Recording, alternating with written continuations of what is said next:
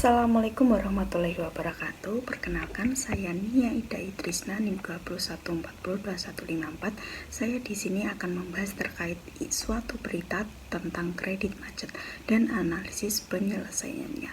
Video ini saya tujukan untuk pemenuhan tugas kuliah ujian akhir semester mata kuliah Account Officer dengan dosen pengampu Ibu Oktaria Adika. Langsung saja pada pembahasan. Saya mengambil berita dari www.merdeka.com dengan judul kasus kredit macet Bank Jateng, seorang komisaris perusahaan di Jogja diamankan. Kepala Kejari Kota Yogyakarta Gatot Guno Sumbodo mengatakan bahwa MAV diketahui bekerja sama dengan mantan Kepala Bank Jateng cabang Daerah Istimewa Yogyakarta berinisial MAS 43 tahun. MAV Kata Gatot menyalahgunakan pembayaran kredit proyek instansi pemerintah senilai 4,6 miliar. MAV bekerja sama dengan MAS untuk menyalahgunakan kredit proyek itu menjadi macet. Akibat penyalahgunaan ini, Bank Jateng cabang Yogyakarta dirugikan sebesar 4,663 miliar. Pelaku mengajukan kredit ke Bank Jateng cabang Yogyakarta untuk membiayai 3 proyek dengan nilai 5,2 miliar.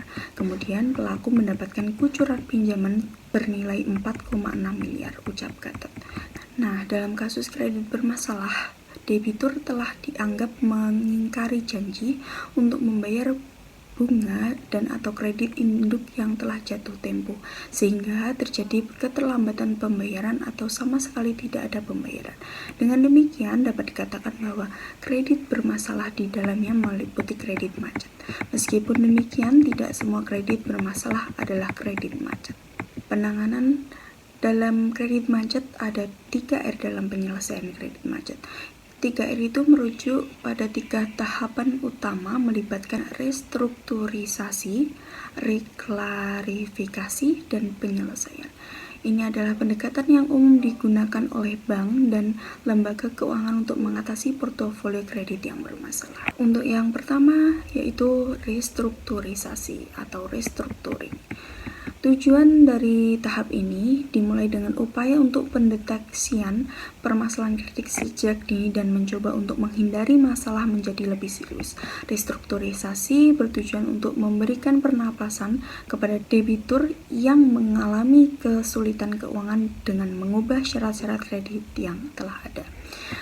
Langkah-langkah yang bisa diambil dalam tahap ini mencakup perpanjangan jangka waktu kredit, penurunan suku bunga atau perubahan lain dalam syarat-syarat pembayaran yang dapat membantu debitur untuk membayar kembali hutang mereka.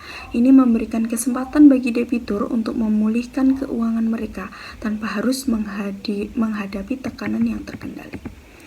Yang kedua yaitu reklasifikasi atau reclassification.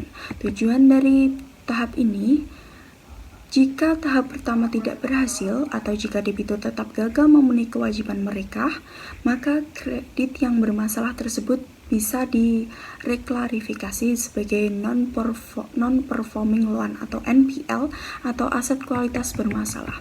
Langkah-langkah yang bisa diambil melibatkan pengidentifikasian kredit yang telah menjadi bermasalah dan memberi label yang sesuai, serta penggolongan yang memadai dalam laporan keuangan bank. Debitur yang memiliki kredit bermasalah akan dipantau dengan lebih ketat. Yang terakhir yaitu resolution atau penyelesaian. Tujuan pada tahap penyelesaian adalah ketika kredit yang masih bermasalah akan dihadapi dengan tindak penyelesaian yang mungkin termasuk pengambilan aset jaminan atau tindakan hukum lainnya. Nah, langkah yang bisa diambil dalam tahap ini, lembaga keuangan akan berusaha untuk mendapatkan pembayaran atau penggantian kerugian melalui penjualan aset jaminan atau tindakan lain sesuai dengan regulasi yang berlaku. Penyelesaian kredit macet dapat dilakukan menjadi 2 tahap, yaitu melalui jalur litigasi atau proses hukum dan jalur non-litigasi atau penyelesaian di luar pengadilan. Untuk yang pertama yaitu jalur litigasi. Penyelesaian kredit macet melalui jalur litigasi. Melalui ada pengadilan gugatan, persidangan, putusan pengadilan, pelaksanaan putusan dan penyelesaian kredit macet. Nah, putusan pelaksanaan ini pengadilan memutuskan untuk menguntungkan kreditur. Maka proses penagihan akan dimulai termasuk pengambilan aset, penjualan lelang, atau tindakan hukum lainnya untuk mendapatkan pembayaran. Untuk yang kedua yaitu penyelesaian kredit macet melalui jalur non-litigasi.